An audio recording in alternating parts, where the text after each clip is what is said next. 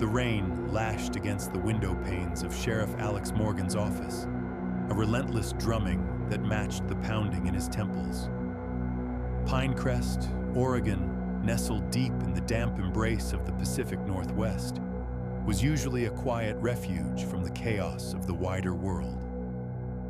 But that illusion shattered one grim October afternoon in 1977. A local mushroom hunter, Hank Peterson, stumbled upon something far more sinister than chanterelles. Hank, a grizzled man whose face mirrored the craggy bark of the ancient Douglas firs, had been combing the dense woods about 3 miles north of town. He knew these woods like the back of his hand, yet this small, unnaturally flat clearing felt alien. The earth was disturbed, not by animal burrows, but in a series of low, deliberate mounds. It looked, he'd later tell Alex with a tremor in his voice, like someone had been methodically burying large parcels. Alex, a man built like an oak with eyes that missed little, immediately sensed the gravity. He assembled his small team, Deputy Sarah Miller, sharp and methodical, and Ben Carter, the town coroner whose usual duties involved elderly passings and the occasional logging accident. They approached the clearing with a growing sense of dread. The rain had eased to a drizzle, leaving the forest floor slick and the air thick with the smell of wet earth and decay. What they unearthed wasn't just parcels, it was a nightmare. 48 bodies, not buried in coffins but haphazardly interred, limbs twisted at unnatural angles. Worse, every single one had been subjected to horrific, unspeakable violence before death. Fractured bones, deep lacerations, burns, and mutilations spoke of prolonged, sadistic torture. The victims were all young, teenagers and young adults, the oldest appearing no more than 25. Most were girls, though several boys were among the grisly tally. The scene plunged Alex into icy horror. "My God, Ben," he breathed, staring at the exposed carnage. "Who could do this? Here!" Ben Carter, pale beneath his rain-streaked glasses, knelt beside the most recent grave. "Decomposition varies," he murmured, his voice tight. "Some of these have been here years, Alex. A decade, maybe more. This one, 6 months, tops." He gestured towards the fresher mound. This wasn't a spree, this was systematic. The implications were staggering. How could nearly 50 young people vanish from a town the size of Pinecrest without triggering massive investigations? Alex knew missing persons reports.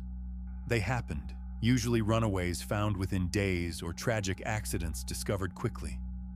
Nothing like this. Nothing even approaching this scale. Panic warred with professional duty. This was beyond Pinecrest. He placed the call to the state police, his hand shaking only slightly. The state investigators, led by the stern-faced Captain Reynolds, descended like a swarm of grim locusts. The clearing was cordoned off, the bodies meticulously exhumed and transported to the State Forensics Lab in Portland. The secrecy clamped down immediately. News of a mass grave filled with tortured youth was not something anyone wanted leaking. Captain Reynolds made that abundantly clear, his eyes boring into Alex's. "This stays contained, Sheriff. Absolute silence. We find this monster, and we do it quietly." But the monster proved elusive. The state lab struggled with identification, advanced decomposition, lack of dental records matching any known missing persons in Oregon or neighboring states. It was a wall of silence surrounding the victims. Who were they? Where did they come from? No one had reported them missing. It defied logic. Forensics yielded nothing from the clearing itself. Rain, time, and forest detritus had obliterated any potential trace evidence. Frustration mounted. The only remaining strategy was a stakeout. If the killer had used this clearing as a dumping ground for years, maybe they'd return. Alex, Sarah, and state troopers took turns watching the desolate spot from camouflaged blinds. For 2 long years, they saw nothing but deer, squirrels, and the occasional bewildered hiker they swiftly, quietly released after vetting. The case grew cold, relegated to a thick, unsettling file in Alex's office cabinet, a constant, silent accusation.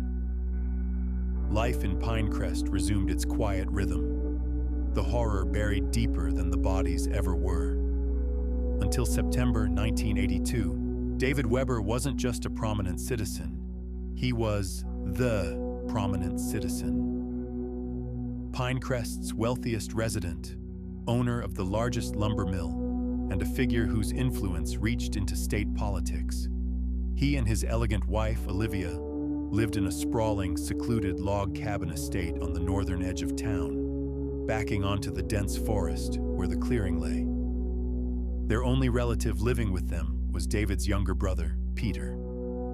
Peter, now in his early 30s, bore the marks of a difficult birth, developmental delays, limited speech, and a childlike demeanor. He functioned under Olivia's sharp supervision, performing simple chores around the estate, a quiet, hulking presence often overlooked. The call came in the crisp dawn light. David Weber's chauffeur, arriving to take him to a meeting in Eugene, found the bodies. David and Olivia lay in their opulent upstairs bedroom, brutally murdered in their sleep. David had been killed instantly by a single savage blow to the forehead from a wood-splitting axe. Olivia had fought, sustaining a horrific wound to her neck before succumbing. Downstairs, in his small room off the kitchen, Peter Weber was found asleep, dried blood spattering his clothes and hands. Beside his bed lay the murder weapon. The investigation was swift and seemingly straightforward. Peter, questioned by a state-appointed psychiatrist brought in due to his mental state, offered fragmented, confused answers. He spoke of bad people, of hurting boys and girls, and repeatedly mumbled, "David bad, Olivia bad." I stop. The psychiatrist concluded profound mental disturbance. Peter was declared legally incompetent, incapable of understanding the charges or participating in his defense. He was remanded to the Oregon State Psychiatric Hospital in Salem for indefinite treatment, the horrific crime attributed to the violent outburst of a disturbed mind. The town mourned David Weber, the influential benefactor, and whispered about the tragic burden of his simple brother. The case was closed. Years passed. Pinecrest grew. In 1992, a tremor of fear ran through the community again. 9-year-old Jeremy Peterson, grandson of Hank, the mushroom hunter, vanished. He'd been playing tag with friends near the woods bordering the old Weber estate. One moment he was there, chasing a friend. The next he was gone. Searches combed the woods. Flyers plastered every storefront. Volunteers scoured the area. Hope dwindled with each passing day. Then, miraculously, 9 days later, Jeremy stumbled out of the tree line near the old Weber property line. He was disheveled, scared, but physically unharmed, not even particularly hungry. His story, whispered to his parents and then haltingly recounted to Sheriff Alex Morgan, now grayer, the lines on his face deeper from the unsolved weight of the past, was extraordinary. He described chasing a chipmunk deeper than usual into the woods.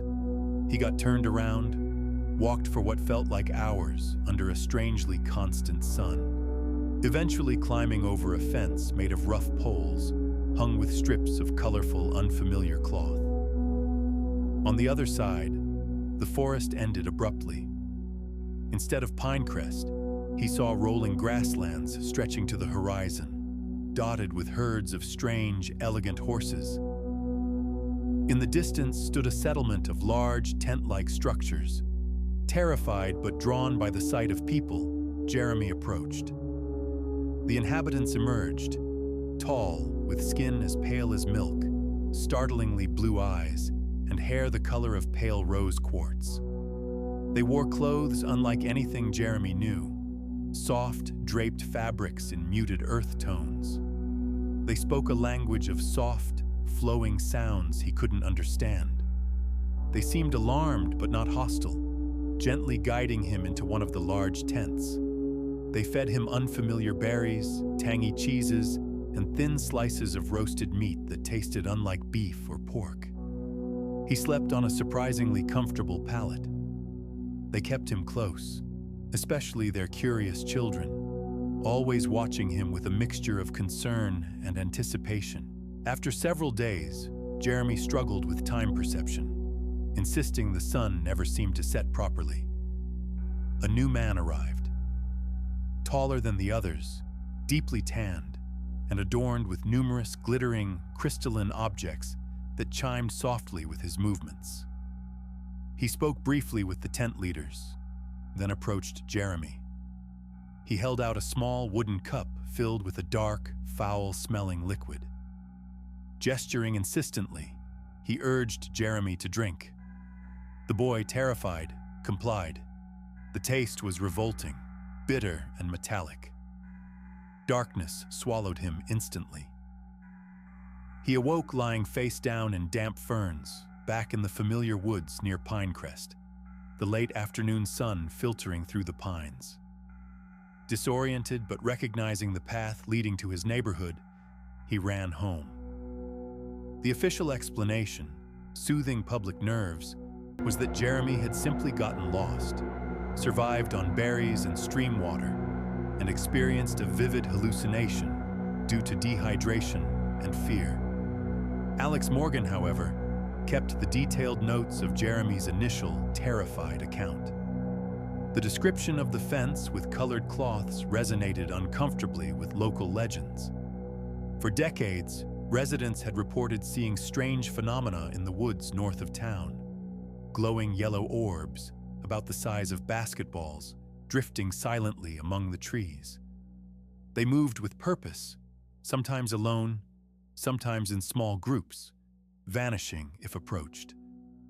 Dismissed as ball lightning, their frequency was statistically bizarre. Hank Peterson, Jeremy's grandfather, had mentioned seeing them near the Weber property line years before finding the graves. Alex himself, during the long stakeout vigils, had glimpsed the eerie lights deep in the forest, always attributing them to swamp gas or fatigue. Jeremy's story added a terrifying new dimension. The final piece arrived years later, indirectly. Peter Weber had died in the Salem Psychiatric Hospital in 2003. After his commitment, he'd formed an unlikely friendship with another patient, a man named Samuel, who suffered from severe schizophrenia but possessed remarkable patience. Over years, Samuel taught Peter basic literacy. Peter, his mental state showing unexpected improvement, began filling a simple school notebook. It wasn't a diary, more a collection of repetitive phrases, exercises, and fragmented observations about his life at the hospital, and crucially, his time at the Weber estate. A retired clerk from the Salem facility, who'd known Alex Morgan slightly from his early days in Pinecrest, came across the notebook during an archive reorganization. Remembering the Weber murders and Alex's connection, he passed it along as a grim curiosity. Alex, nearing retirement, initially skimmed it. The handwriting was childlike, the spelling atrocious, the sentences simple and repetitive, but the content chilled him to the bone. Page after page contained variations of the same themes. David bad, Olivia bad, repeated dozens of times. I am not bad. David hurt boys and girls, Olivia hurt boys and girls, in the room downstairs. I saw, sorry, could not help. They make me watch, make me help sometimes, not want to, scared. They bring boys, girls from woods, from deep woods. Girl cried, talked funny words, not understand. Then Olivia, quiet. I stopped them, hit with axe. Bad people gone. No more hurt boys, girls. They like blood. Drink blood, bad. David go woods. Find boys, girls. Bring home. Lock in room. Dark room. Alex sat back in his worn office chair, the rain outside a forgotten rhythm. The notebook trembled in his hands. Peter's fragmented words painted a picture far more monstrous than a lone act of madness. They spoke of systematic, years-long predation. The room downstairs, a soundproofed cellar Alex vaguely recalled from the initial murder scene walkthrough. David Weber venturing into the woods, finding victims? Victims who spoke a language Peter couldn't understand. Victims who seemingly appeared from nowhere, just like Jeremy described encountering people from another place. He pulled out the old, dusty files. The mass grave was north of town. The Weber estate was north of town, backing onto the same dense forest. The area known for the strange yellow lights and Jeremy's disappearance was north of town. The statistical anomaly of lightning strikes concentrated in that specific northern quadrant. The horrifying theory coalesced in Alex's mind, a tapestry woven from blood, madness, and something utterly unnatural. David and Olivia Weber hadn't just been powerful and cruel. They'd discovered something in those woods north of Pinecrest. A rift, a portal, a place where realities bled together, marked by electromagnetic anomalies manifesting as those drifting yellow orbs. David, perhaps during hunting trips or solitary walks, had found it, and instead of awe, they saw opportunity. They learned to navigate it or lure victims through it. Young people from that other place, the pale, rose-haired people Jeremy described, vulnerable and unable to raise alarms in this world. David would bring them back, imprison them in the soundproofed cellar of their secluded estate, subjecting them to unspeakable tortures, fueled by sadism and some dark obsession Peter cryptically referenced as, "They like blood." Peter, trapped in his limited world, witnessed it, was perhaps forced to participate, his burgeoning understanding fueling a desperate, violent act of rebellion when the torture resumed after the grave discovery scare. The bodies? Too risky to return through the rift, perhaps? Or maybe disposing of them in this world, in a spot accessible only through their private forest, felt safer. Until a mushroom hunter stumbled upon their secret charnel ground. The subsequent police attention forced a pause, a 5-year hiatus that lulled them into a false sense of security. They resumed. And Peter, his mind clearing enough to understand the horror, finally snapped. The proof was gone. The Weber estate had been demolished in the late 90s during town expansion. A modern medical center stood there now, its cheerful flower beds oblivious to the darkness beneath the foundations. The cellar, the room downstairs, was buried under tons of concrete. The clearing, though regrown, remained a silent scar in the forest. The state files on the grave were sealed, the victims forever unknown. Peter's notebook was the testament of a man deemed insane, but Alex Morgan knew. He looked out his window towards the dark line of trees on the northern horizon. Rain streaked the glass like tears. Somewhere in those woods, under the dripping canopy of ancient firs, the air still hummed with an unnatural charge. Yellow lights still drifted, silent and watchful, in the perpetual twilight beneath the branches, and a rift, thin as a shadow, might still linger, a hidden wound between worlds, waiting. The horror wasn't buried, it was sleeping, and Pinecrest, blissfully unaware in its new medical complex and tidy subdivisions, rested uneasily beside a door that should never have been opened. The whispering in the pines wasn't just the wind. It was the echo of screams from a dark room below, and the silent drift of lights from a place that wasn't supposed to be there.